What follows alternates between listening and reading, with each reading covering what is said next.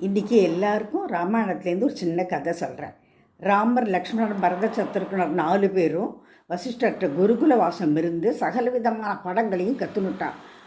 படங்கள் கற்றுனதுக்கப்புறம் அவளுக்கு அயோத்திக்கு திரும்ப வேண்டிய நாளும் வந்துடுத்து.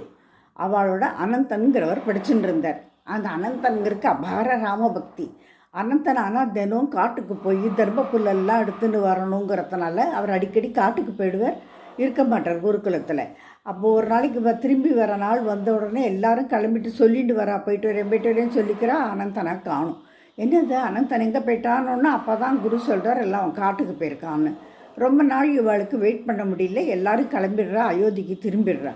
திரும்பன்னு சொன்னேன். இது அனந்தன் வந்து பார்க்குறார். ஐயோ என்னடா அது ராமரை காணுமே, என்னால் ஒரு நாள் கூட ராமரை பார்க்காம இருக்க முடியாது, என் ராமன் பையாச்சான்னு புலம்பிட்டு குருட்ட கூட சொல்லாமல் ஓடுறார். காட்டு வழியாக ஓடுறார். அங்கே ஒரு காட்டில் மயக்கமாக அப்படியே உட்காந்தவர் ராம்னு வாய்மத்திரம் சொல்லிகிட்டே இருக்குது.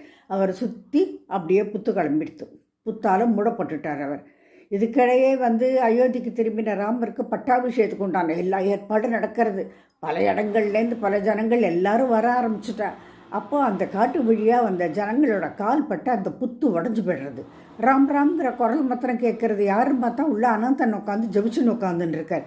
அனந்தனும் கண் விழிச்சு பார்க்குறா. என்னடா அது, நம்ம இத்தனை நாள் இங்கேயே உட்காந்துருந்தோம், ராமனை போய் இன்னும் பார்க்கவே இல்லையே அப்படின்னு இப்படி சுற்றி பார்த்துட்டு என்ன கேட்கும்போது, நாங்கள்லாம் ராமர் பட்டாபிஷேகத்துக்கு போயின்னு இருக்கோம் அப்படிங்கிறா.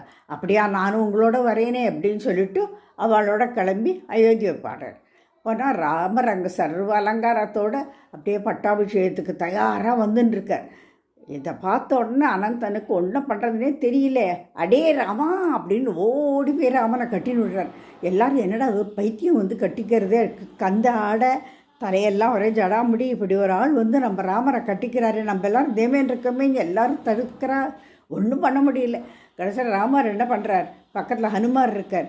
ஆஹா ஹனுமார், இந்த பாரு அனந்தன் வந்துட்டான், என்ன பண்ணலாம்னு சொல்லிப்போ அப்படின்னொடனே ஹனுமார் சொல்கிறார், நீங்கள் உங்கள் பட்டாபிஷேகத்தை பார்க்குறதுக்கு அப்பா இல்லைன்னு ரொம்ப கவலைப்பட்ட இடம், உங்கள் அப்பா ஸ்தானத்தில் அவரை கௌரவத்துக்கும் அப்படிங்கிற. ஓ நிச்சயமாக கௌரவப்படுத்துகிறேன் அப்படின்னு சொல்லிவிட்டு தான் உட்கார வேண்டிய சிம்மாசனத்தில் முதல்ல அவரை உட்கார வச்சு, அனந்தனை உட்கார வச்சு சகல மரியாதையும் செஞ்சு நமஸ்காரம் பண்ணி, என் அப்பா ஸ்தானத்தில் அடே ராமான்னு வாய் நிறைய கூப்பிட்டது நீ தான் அனந்தா, எங்கள் அப்பா ஸ்தானத்தில் உனக்கு நான் நமஸ்காரம் பண்ணிக்கிறேன்னு பண்ணி ஆசீர்வாதம் வாங்கிக்கிறார். எவ்வளோ நல்லா இருக்குல்ல இந்த கதை. அதனால் மனசார நம்ம பகவானை தியானம் பண்ணிட்டு நம்ம இது பண்ணிட்டு இருந்தோம்னா நமக்கு அதுக்கு உண்டான பலன் நிச்சயமாக கிடைக்கிறது, இல்லைன்னு சொல்லலை.